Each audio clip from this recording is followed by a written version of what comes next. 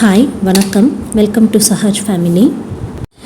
இன்றைக்கி இந்த வீடியோவில் கத்திரிக்காய் உருளைக்கிழங்கு வச்சு ஒரு குழம்பு எப்படி பண்ணுறதுன்னு பார்க்கலாம்.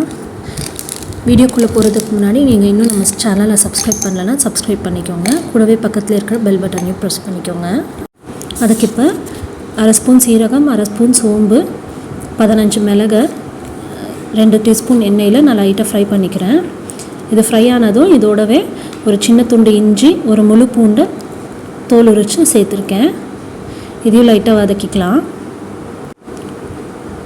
இப்போ இதோட 2 பெரிய வெங்காயம் நீளமாக கட் பண்ணி சேர்த்துக்கிறேன். இதை லைட்டாக ஃப்ரை பண்ணிக்கலாம். வெங்காயம் கொஞ்சம் சாஃப்ட் ஆகிற வரைக்கும் வதக்கிக்கிட்டால் போதும்.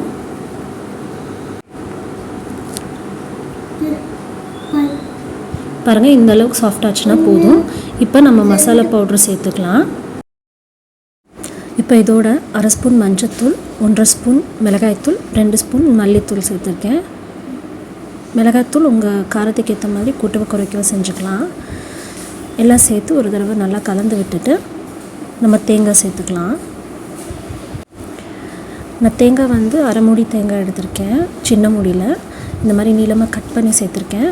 சேர்த்துட்டு ஒரு தடவை கலந்து விட்டுட்டு நம்ம ஸ்டவ் ஆஃப் பண்ணிக்கலாம்.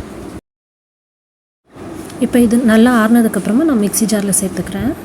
மிக்ஸி ஜாரில் சேர்த்து இதோடவே 2 தக்காளி இந்த மாதிரி 4 கட் பண்ணி சேர்த்துருக்கேன். அது கூட கொஞ்சம் கருவேப்பிலை, கொஞ்சம் கொத்தமல்லி ரெண்டும் சேர்த்து தேவையான அளவு தண்ணி ஊற்றி நல்லா ஒரு ஃபைன் பேஸ்ட்டாக அரைச்சி எடுத்துக்கலாம். இப்போ குழம்பு செய்ய ஒரு பேனில் 1 டேபிள் ஸ்பூன் அளவுக்கு எண்ணெய் சேர்த்துருக்கேன். எண்ணெய் காஞ்சதும் கொஞ்சமாக கடுகு சேர்த்துக்கிறேன். கடுகு பொரிஞ்சிடுச்சு. ஒரு பெரிய வெங்காயம் நீளமாக கட் பண்ணி சேர்த்துருக்கேன். அதோட கொஞ்சம் கருவேப்பிலை சேர்த்து லைட்டாக வதக்கிக்கலாம். வெங்காயம் ஓரளவுக்கு வதங்கினதும் இதோட கத்திரிக்காய் உருளைக்கிழங்கும் சேர்த்துக்கலாம். பாருங்கள், இந்த மாதிரி கட் பண்ணி எடுத்துருக்கேன். சேர்த்து ஒரு நல்லா கலந்து விட்டுக்கலாம். இந்த எண்ணெயிலே ஒரு 5 நிமிஷம் லோ ஃப்ளேமில் வதங்கட்டும். அப்பப்போ கலந்து விட்டுக்கோங்க. இப்போ 5 நிமிஷம் போல் ஆச்சு. நம்ம அரைச்சி எடுத்து வச்சுக்கொள்ளிய பேஸ்ட்டு அதை சேர்த்துக்கலாம். கூடவே இந்த குழம்புக்கு தேவையான உப்பு சேர்த்துக்கிறேன். நான் கல்லுப்பு சேர்த்துருக்கேன். சேர்த்து குழம்புக்கு தேவையான தண்ணியும் சேர்த்து நல்லா கலந்து விட்டுக்கோங்க. குழம்பு உங்களுக்கு எந்த அளவுக்கு கன்சிஸ்டன்சி இருக்குமோ அது பார்த்து தண்ணி சேர்த்துக்கோங்க. சேர்த்துட்டு நல்லா கலந்து விட்டு மூடி வச்சு ஒரு 10 நிமிஷம் நல்லா வேக விடலாம். மீடியம் ஃப்ளேமில் இருக்கட்டும். அப்பப்போ கலந்து விட்டுட்டே இருங்க. பாருங்கள், இப்போ 10 நிமிஷம் போல் ஆச்சு.